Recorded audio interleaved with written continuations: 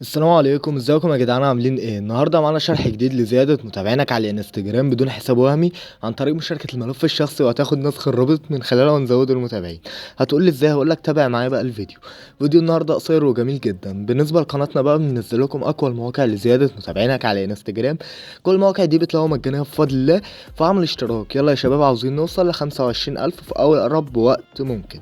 طيب هنروح للموقع اللي معانا النهارده بيفتح لنا بالواجهه دي.